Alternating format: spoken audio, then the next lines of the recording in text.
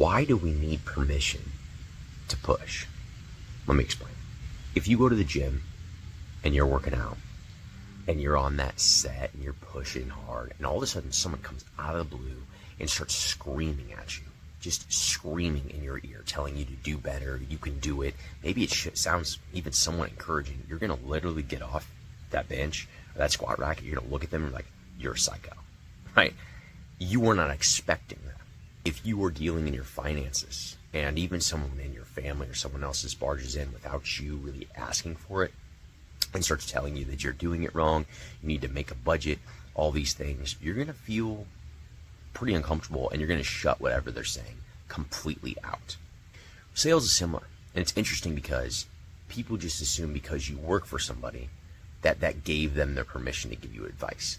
And while maybe it actually does, it doesn't ever really seem to go that way.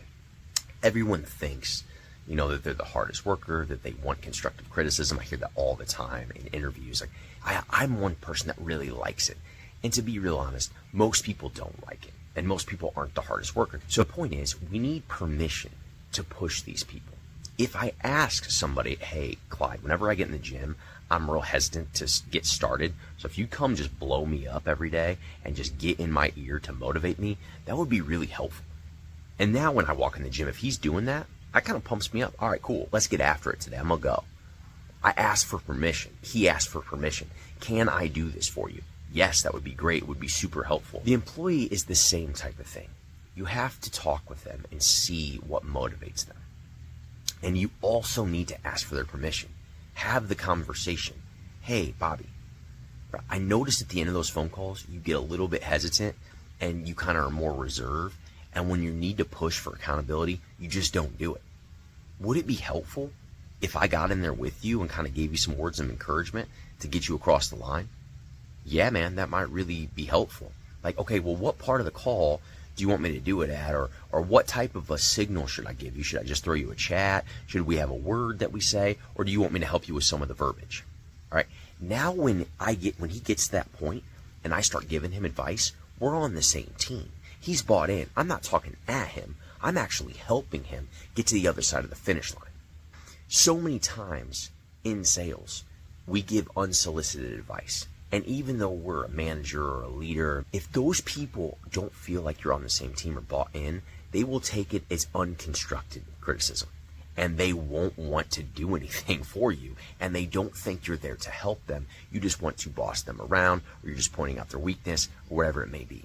If you get on the same page and you're on the same team, you have their permission to push. And now we're working at a goal together. The same goes for a client. If I say, hey, John, is there any reason why you can't make a decision with this today? Well, I don't think so. It all comes down to the money. You don't got to talk to a wife, a spouse, a business partner, anyone else to get involved in these conversations. It's just you, right? Yeah, it's just me. So once we get to the end of this phone call, there's no reason that you shouldn't be able to give me a yes or no, right?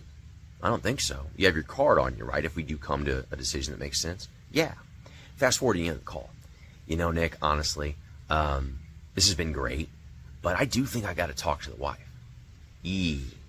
Bobby, I got to tell you, a few minutes ago, I asked you, do you need it to talk to anybody else?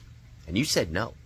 So here we are at the end of the phone call, and you're saying, yeah, I think I need to talk to the wife. I'm sure you're a man of your word, right? So what's really holding you back? I know it's not you need to talk to the wife. What is it?